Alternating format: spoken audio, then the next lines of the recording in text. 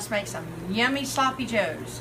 In the pan, I've already gotten started to move things along pretty quick for you. I didn't want to have to bore you to death by putting you through me cooking 2 pounds of ground round. I just think that's ridiculous. So anyway, this already, I've got it chopped up, minced up, you know, with the spatula. I just went like that, you know, no big hunks or clumps. But if you like clumps, leave them in there.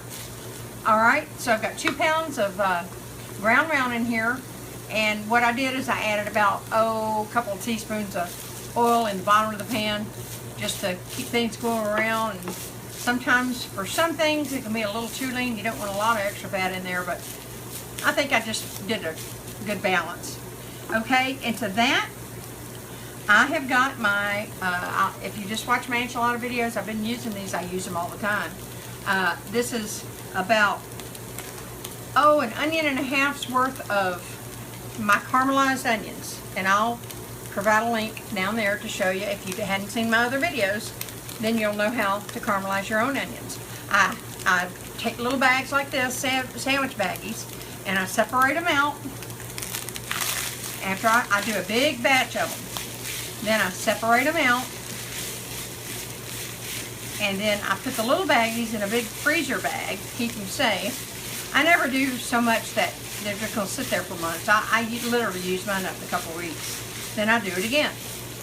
But anyway, that's a whole nother video.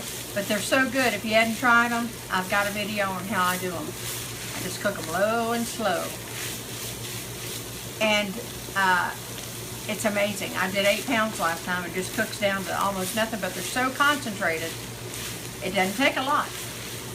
And the flavor is so good. Okay, so I'm incorporating the caramelized onions. It sure does make things go quicker too. I mean, I try to have everything ready so I can throw it all together, and my kids and my husband have a wonderful good supper. And a lot of times I like to make extra so I can have it the next day, or freeze it and have it when I'm not feeling good or something. And then I've got it.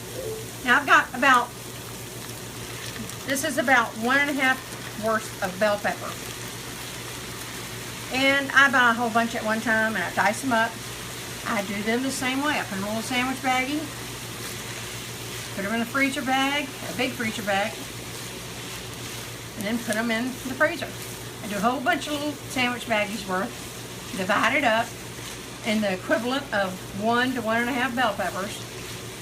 And they had some pretty ones, colored ones on sale. I usually just stick with old green ones, but if you're having Manwich, you want some good red. It's got a little different flavor in there. It's good, but it's all good together. So anyway, this is the equivalent. The base recipe, and you know, I always put the ingredients down below. So anyway, 2 pounds ground round, 1.5 large onions. I've got, like I said, this is about 1.5 worth, it's mixed, but about 1.5 worth bell peppers.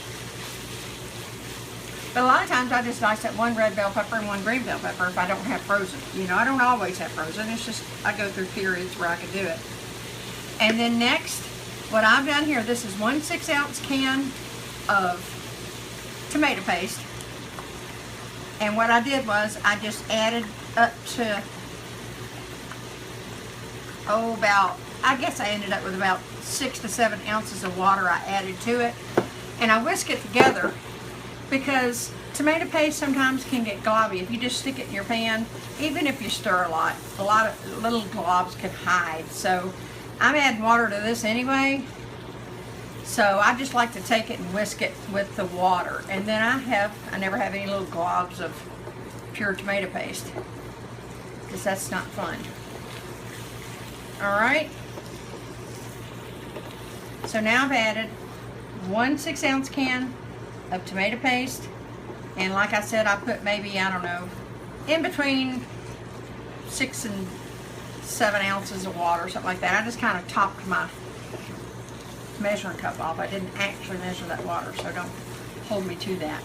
I'd probably go with about I'd probably go with about 7 ounces. It doesn't have to be exact. If it's a little too much, just cook it down a little bit. It won't hurt. Okay? Alright. The next thing is I've got 4 ounces of light corn syrup. This goes in. And then 4 ounces of light vinegar. That's next. Let's get that stirred in.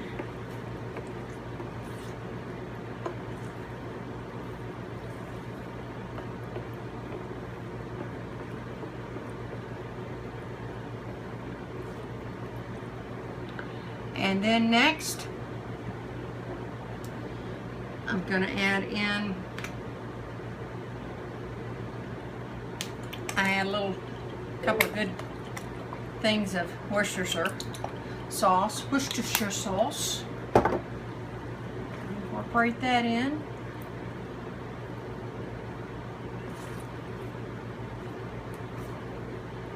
Or as a lot of people say where I come from, Worcestershire. So, there you go. Okay, and then I like to add in, I don't add in a whole lot, but I do like to add in, hold on, I can't get this open. I add in about 1 to 2 tablespoons of mustard. And once in a while, you can just use regular old yellow mustard. But just to give it a little extra kick, I'm adding Dijon mustard. You don't have to, it's just something I do. That's totally up to you. It does add to it. It's not too hot.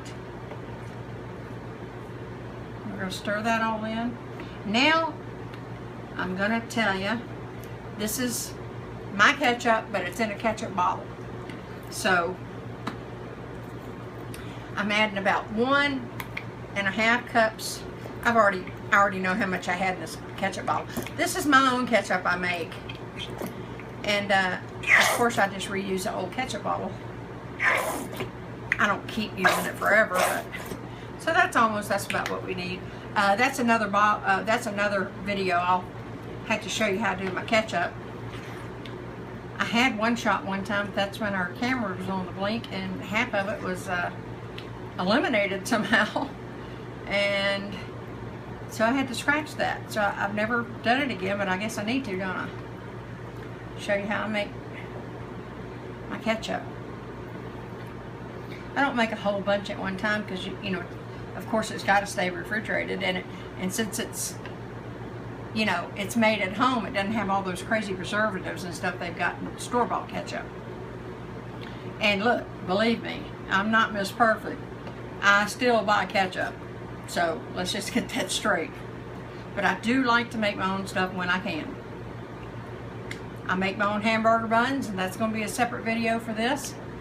I do make my own hamburger buns for the Sloppy Joes and hamburgers and everything, but you know, I'm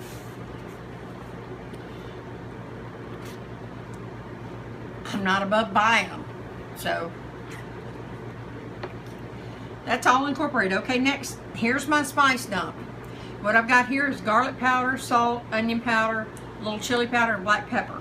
And the measurements for that are, hold on here, I wrote it down because I admit I don't always measure, but I'm trying to measure for you. I'm trying to be good. Teaspoon of garlic powder, teaspoon of onion powder, teaspoon of salt, teaspoon of black pepper, and a teaspoon of chili powder. Now, as I tell you with every video I ever do, it's to taste the way you like. If there's one of those things you just don't care for, and a lot of times I don't use garlic powder, but I'll add, I will add, you know, clover to garlic. But a lot of times I just use garlic powder. Good old garlic powder, good old onion powder. And then I'm going to give this a really good stir.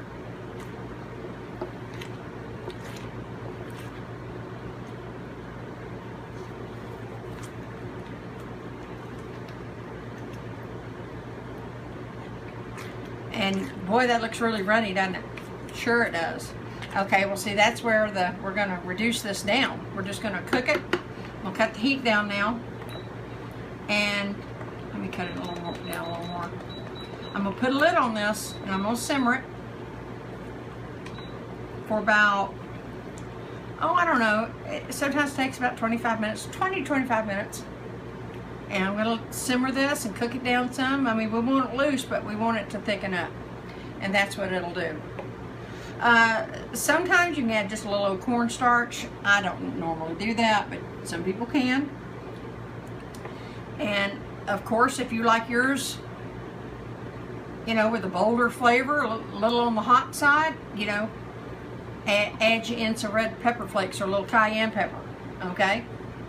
That's how you fix that, but that's up to you, and that's the taste.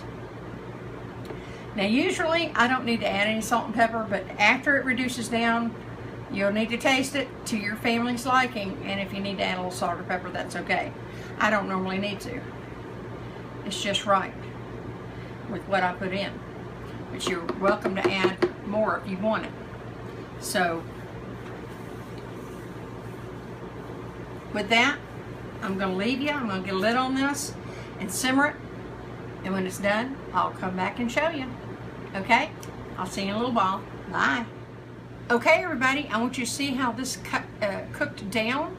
Isn't this perfect?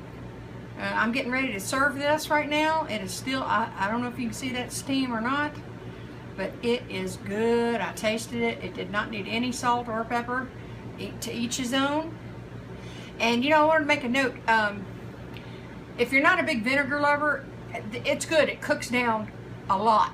Okay, you want that little tang. That's part of what sloppy joes is. But I wouldn't go below a quarter a cup. But if you want to cut that down a little bit, I had half a cup in mine. That's fine. If you're not a big fan of it, by all means cut that down, but don't leave it out because that's what really makes it. Okay? So, we'll have to have hamburger buns for this, so that's a different video. So it'll be coming up. Okay? Until next time. Talk to you later. Bye-bye.